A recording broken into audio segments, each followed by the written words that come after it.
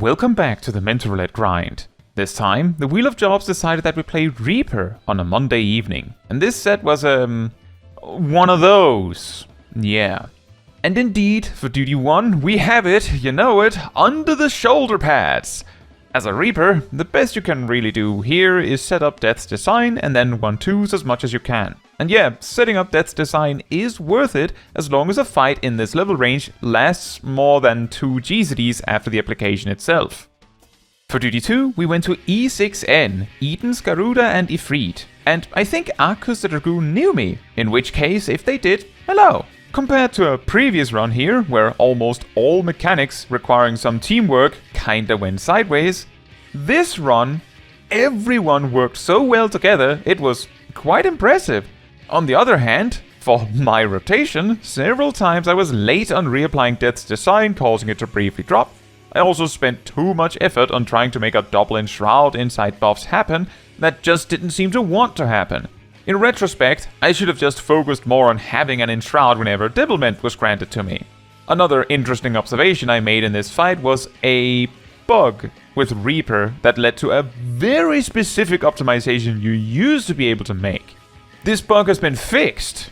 Previously, the enhanced void and cross-reaping buffs would be removed when you used Communio, which meant that in level ranges where you had these reaping actions, but not Communio, the buff would persist out of Enshroud, allowing you to continue the chain if you got back into Enshroud before the buff ended. It turns out this bug was fixed, removing this admittedly extremely silly and minor optimization. Although, I actually only remembered this even might have been an option quite late in the fight anyway. Of course, the fight went great. For Duty 3, we went to A1N, and Mizunashi the Dark Knight was here. Hello! The optimization for Reaper here is very similar to the level 50 optimization. Maintain Death's Design effectively, you can stockpile some gauge, but make sure Soul Slice is used on cooldown without wasting gauge. Switch to dumping gauge when you're benefiting from raid buffs. When the second boss comes down, don't forget to set up Death's Design on it too. An advantage of Reaper here is that there isn't that much you can do to burst super hard here, although if you make sure to hold gauge for one Bloodstalk as the second boss comes down, you can even out their HP much quicker. For Duty 4, we went to Bismarck Extreme, and Arcus from E6N is here too.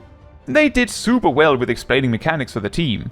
On the first pull, we had a bit of a few misunderstandings. The first being that, despite it being mentioned beforehand, our bard elected to attack Bismarck from the island anyway. While you can target Bismarck from there, your attacks do 0 damage if you are not on Bismarck's back while attacking. The second misunderstanding being that the two serpents in the intermission need to be separated a bit more than just a tiny bit. A mildly funny detail here is that not only was this also mentioned initially, but when the tanks were told to split them, they moved them like 2 inches apart.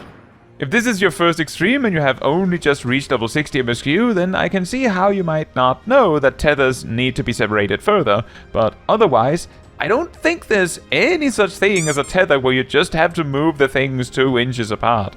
On the second try, we do much better.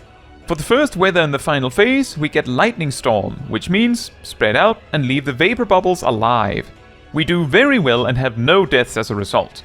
Unfortunately, we were a bit too careful and left Bismarck with 1% HP, where we could probably have finished the fight right then. One of our tanks also gets flung out into the stratosphere as this happens. For the second weather, we have the Windstorm, which means get close to the center repeatedly, both to avoid dying to a knockback, but also to avoid getting hit by the donut AoE that follows. And then we of course finish up the fight. Well done, everyone. For Duty 5, we have Over the Gloves, and yeah, same procedures every time. Shadow of Death, and then 1-2s of course. Remember, if you aren't particularly concerned about the small cash reward from talking to the NPC at the end, leaving through the duty menu can get you out of the duty at least 10 if not 20 seconds faster, which quickly adds up with a duty that itself takes under 30 seconds. For Duty 6, we went to Pushing Toxic Ivies, and Zoria, the Black Mage, knew me. Hello! And this was probably the wackiest way to do this duty I've ever done, and that's saying a lot. Our Marauder, which might have been a genuine sprouty sprout, didn't quite seem to know what was going on, but they were intercepting the swarm of mobs. Meanwhile, me, as a Reaper, taking a bit less physical damage with my mail armor, I tanked the actual boss and moved it out of the poison clouds. And yes, the poison clouds do hurt a lot. Don't disrespect them. Somehow, this strategy worked out. For duty 7, we went to the plant and bird party. As usual, only Shadow of Death on the Gobu, as all the other mobs will not survive long enough to justify it. And off we go. For duty 8, we went to Ifrit Heart. A quite curious part of this run was that the Astrologian was using cards. Somewhat randomly it felt like, but at least the balance landed on me. But they used divination right at the end of the fight, not at the start. I can kind of see the logical justification of this. Use everything you have to finish off the fight. But of course, not super optimal to do that. In fact, if divination had been used on cooldown, we would have had 2 of them. On my end, classic level 50 Reaper optimization stuff. Make the most of each death's design, be smart about Bloodstalks, and there you go. For duty 9, we went to Ultima Weapon Extreme, and Zoria the Black Mage was here as well. A tip for right at the start of this fight is to take note that Garuda will come down and cleave 1/3 of the arena, which almost always coincides perfectly with Ultima Weapon knocking everyone back. So it is a very good idea to get up close to the boss for the start so you can angle yourself away from Garuda's cleave. Next, as a melee with 0 positionals, I decided to hang out near the main tank whenever orbs appeared, so we could take the orb together. And whenever the Magitech bits spawned, I went out of my way to help clearing them out. After all, easy for me to say they can be ignored. I am one of the jobs that can freely dodge their laser beams. Due to everyone staying on top of intercepting the orbs, we easily made it through. For the first pairs of orbs, no one died, although the Black Mage was close. For the second set of orbs, all the DPS were close to dying, with the Bard actually going down. For the final set of orbs, the other 3 DPS died while I took heavy damage. But as long as the last set of orbs are survived, there's almost nothing Ultima Weapon can do after that can outright wipe a party that gets that far, so victory is assured. For duty 10, we went to Don't Touch the Ads. It seemed relatively believable that the tank was either a first-timer to this duty or just didn't remember, as they did try to aggro the big eye, which of course leads to the NPC saying, in text, that you can't. All a Reaper can do even in this level range is maintain Death's Design and 1-2-3s, although take note that the boss can be stunned, so consider stunning it to skip the circle AoE. For duty 11, we went to P12N. Pandæmonium's Athena, which was quite a jump scare for me, as this set was recorded during a period where we were still doing P12S mount farms on stream. I stream here on YouTube around 3 days a week. I'd love to see you there. On my end, I focused a lot on setting up double enshrouds, which worked very well for this level that I'm slightly more familiar with than 80. However, due to how this overlapped with the ad phase, I didn't really find a good spot to use Harvest Moon during it, which effectively lost me out on a free Harvest Moon due to the downtime after the ad phase. But overall, the fight went very smooth with only 1 death near the end of the fight. For duty 12, we went to Friendly Dance Halls, and just as the duty is about to commence, the tank disconnects. They were a marauder, so they might have been new. Regardless, we decided to go for it like this. No big deal. I tried my best to function as the replacement tank, but since I had no AoE options, the best I could do was try to generate some healing enmity with Second Wind, and then hit each thing one at a time. It sort of worked.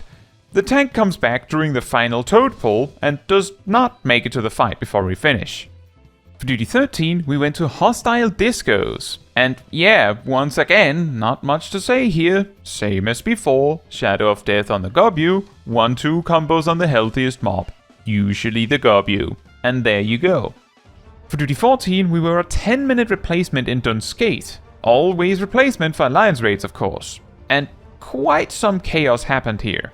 Based on what the raid was talking about when I arrived, I imagine they had a wipe due to Debilitator on 30 at Hollow. This is the mechanic with the water and fire circles. The way it works is that when the mechanic resolves, it deals elemental damage based on what colors are present. And the raid is debuffed with either a water resistance down or a fire resistance down. This means if the debuff is water, you need all the circles, to be fire. If the debuff is fire, you need all the circles to be water. Now, despite the fact it seemed this mechanic had already wiped them once somehow, we just barely failed to do the mechanic right, but still survived. Next, Scaith. A quick tip for one of the early mechanics is when the floor flashes like this, you need to stop moving. Otherwise you get a terrible dot and heavy applied to you. Next, the proximity AoE in the opposite end of the arena typically spawns a crucially important ad named Conla? If it comes too close to Scaith, they both become super powered and start decimating the raid. Optimally, a tank is sent out to intercept this ad, but most of the raid should focus on getting rid of it as quickly as possible anyway. Depending on how well the fight goes, this ad might spawn a second time, usually close enough to Scaith dying that many teams will choose to ignore the ad, which can actually wipe you first if you aren't actually super close. During the ad phase, also take note that there is a Chimera, and it has Ram's voice, and it can be interrupted. One last tip for this boss is that a few players will be targeted by hands tethering to them. These hands quickly approach the players when the players are not looking at their hands. If the hand reaches the player, they die, so they have to look at the hand until the raid manages to deal with them. Finally, for Diabolos Hollow, take note that until the barrier on the boss is removed, all of his attacks are crits.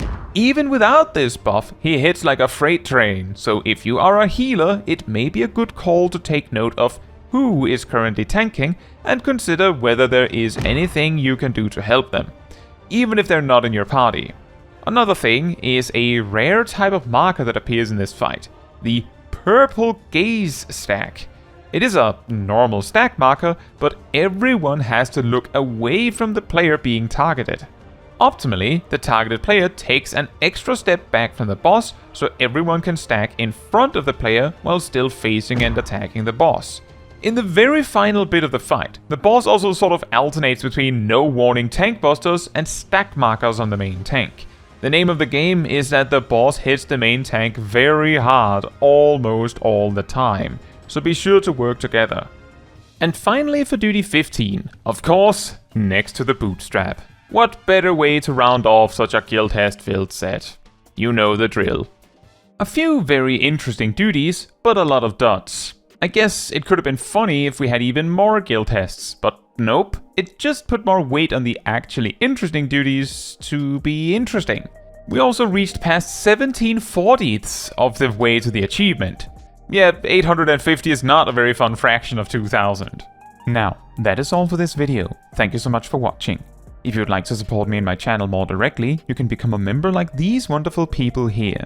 You can also alternatively support me through Ko-Fi, link in the description. You can also support the channel by letting the YouTube algorithm know by liking the video, leaving a comment, subscribing, sharing, and hitting the bell to get notified when next I post a video. Fun fact, before Dawntrail, neither Harvest Moon nor Harp generated any soul gauge. The fact that they do now is interesting, but mostly helps a little bit when a Reaper is actively forced out of melee range. Or the fact it means Harvest Moon doesn't cost soul gauge to use by virtue of losing out on potential gauge by using it.